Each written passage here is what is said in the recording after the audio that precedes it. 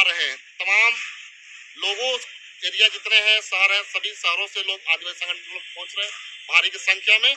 और लोग को आक्रोश इतना है लोगों में कि हम लोगों को समझा के रखे हैं कि अभी आक्रोश को शांत रखिए। अगर ईडी के द्वारा है किसी तरह कोई गलत अगर एक्शन लिया जाता है तो फिर हम लोग विद्रोह करेंगे। कितने की संख्या में लोग रहेंगे? कल हजारों की संख्या में लोग पहुंच रहे हैं, जो कि अपना पारंपरिक वेशभूषा के साथ, पारंपरिक हथियार के साथ लोग पहुंचे हैं।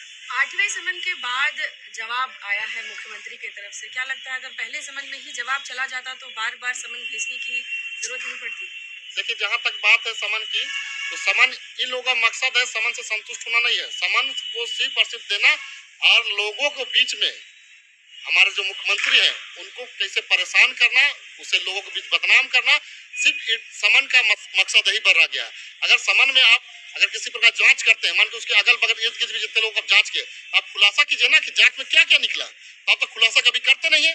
सिर्फ और सिर्फ मकसद है कि भ्रष्टाचार का कि इस तरह का इलिगेशन लगा के लोगों को जनताओं के बीच में बदनाम करना, और उसके अलावा कुछ नहीं है, सिर्फ और सिर्फ बदनाम करना ही उसका मकसद है, ताकि लोग अपने जो कार्यकाल है उस कार्यकाल कर न सके, लोग भी जो भी उनका योजना है उसको योजनाओं तक पहुंच न सके, इसलिए इस तरह का सम्मान करके डिस्टर्ब आए दिन किया जाता है।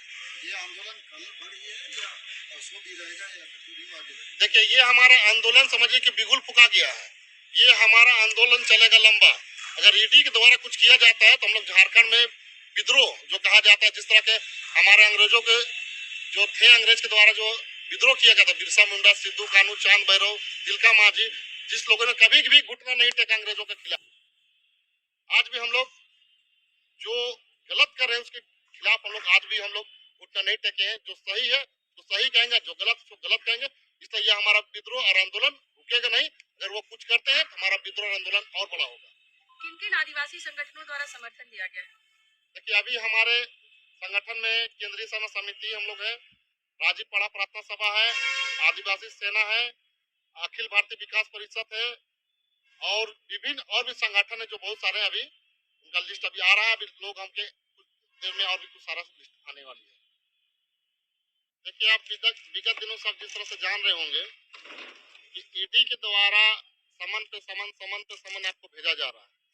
तो जिस तरह से लोग कहते हैं बीजेपी के प्रवक्ताओं के द्वारा ईडी स्वतंत्र एजेंसी है, जो कि जहां गलत होगा उसको सवाल जवाब करने का अधिकार है, तो मैं यही कहना चाहता हूँ ईडी के तमाम अफसरों से कि अगर ईडी स्वतंत्र होती तो देश में जितने भी राज हैं, जहां बीजेपी के भी राज हैं, उस राज में भी समन जाता।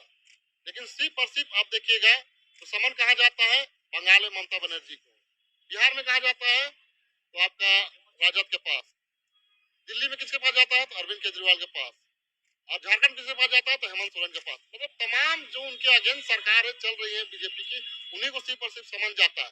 तो साफ जाहिर होता है कि ईडी कहीं न कहीं केंद्र के आदेश के अनुसार ही काम कर रही है, और उसके अनुसार से यहाँ के जो हमारे आदिवासी संगठन है, आदिवासी समाज है, पूरा आक्रोशित है। इसी को लेकर के कल 19 तारीख को 19 फरवरी को हम लोग राजभवन के समक्ष विरोध प्रदर्शन करेंगे, क्योंकि हमारे जो आदिवासी मुख्यमंत्री है उसे 5 साल के जो कार्यकाल उन्हें चलाने के लिए दिक्कत हो रही है, और हर समय उनके द्वारा सम्मान भेजकर उसको डिस्टर्ब किया जाता है, और जो कि आदिवासी होने के नाते तमाम आदिवासी संगठन उनके फेवर में है, उनके समर्थन में, उनके साथ में है।